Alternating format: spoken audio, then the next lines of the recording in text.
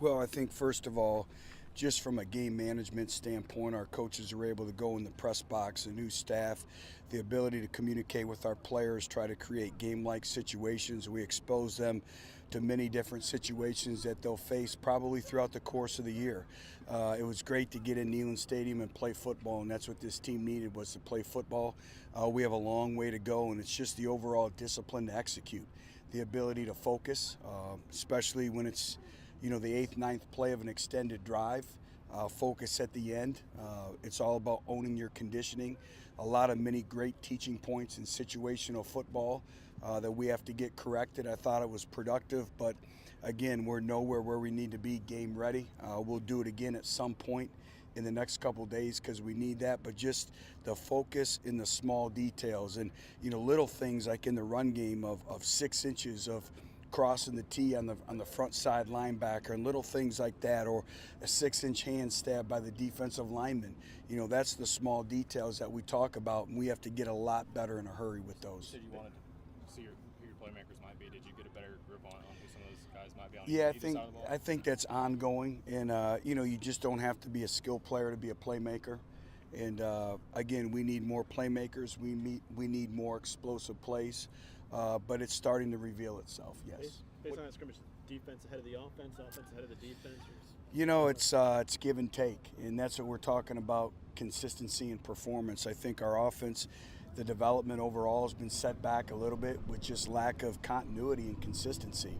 And we're getting everyone back now, and that's why the next couple days are absolutely paramount in terms of getting the rhythm, the spacing, the timing down. Defensively, I liked a lot of things that we've done. But again, it's the small details. How do you leverage the football? How do you run to the football? Our block destruction at the second level, those are all things that we have to take great strides in improving. How many snaps did you get, Coach, and did you get out of that without any injuries? Yeah, we were good. That was one of the positives, too, is we were able to gain the valuable repetitions. It was about 85 snaps. Give or take a few. We were able to do some live special teams that aren't included in those snaps as well. And, we had some individuals gain some quality reps, and we came away where there were no injuries. So that's always great as well. Was that Peyton's first time seeing the new offense? Did you get any feedback from him? I'm sorry? Is that Peyton's first time seeing the new offense? It's really not the new offense. It's the Tennessee offense. Not much has changed there. Maybe just, some run schemes.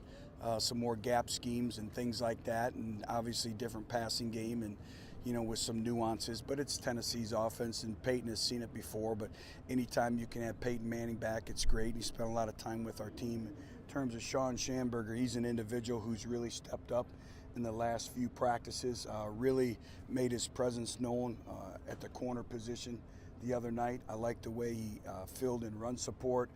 We challenged him with some deep balls, and he was able to play the ball in the air and find the blind spot, which we talk about, of turning your head in coverage. He's an individual who's pushing our older players. But is there any chance somebody will be suspended for the opener? I know there's a lot of rumors out there, and I don't comment on rumors. If there is a suspension, I think we've been pretty consistent. We'll make an announcement, and we'll talk about that. Would you make it wait till game week?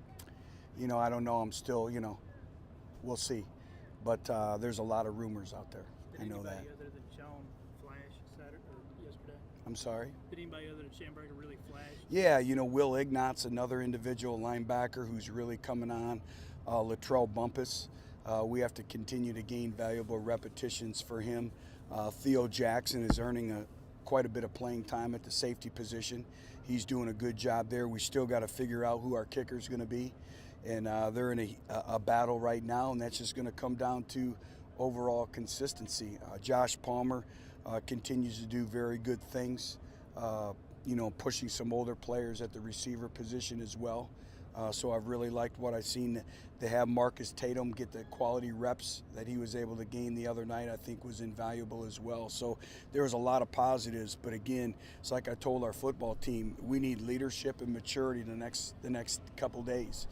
And obviously we start school here next week, so we have to come. We can have no off days. Your mental conditioning is at stake each and every day, our leadership, and we have to come out here, and every time we leave the practice field, we must be a better football team. How much more time have you had to put in with your defense on this particular opponent than you would say a more conventional offense for an Well, it's a challenge because the first thing you have to do is you have to install your base defense, because you're only going to see this offense one time the entire year, and we have a short turnaround playing a Monday night game. So you have to make sure that you balance your time. You have to make sure your base defense is in. You have to be able to, that you can execute your base defense, and then you graduate on to, a scheme for Georgia Tech. And obviously they've run that offense for so long. They know where to attack you. So again, it's a balancing act for our players. You have to rely on the maturity, and then it's also the fundamentals and details of their blocking schemes and how you play the blocks that are critical as well. So it's not just the scheme, but it's the fundamentals and the details as well. One more. We're progressing. Again, still nowhere where we need to be, but that's why you practice. But again, tomorrow will be a big day with the fundamentals and the details, which we just spoke about. Tech announced its leading top returning rusher has been dismissed from the team. How does that affect y'all's preparation? It doesn't affect it one bit. I believe they were 3-0 without him last year. And, they have a system, obviously, that's very challenging, and they have good players, and they have a very solid defense, good special teams. So this is a complete football team that we're playing. So, we prepare the same way, and it doesn't affect our mindset or how we look at things. All right, thanks.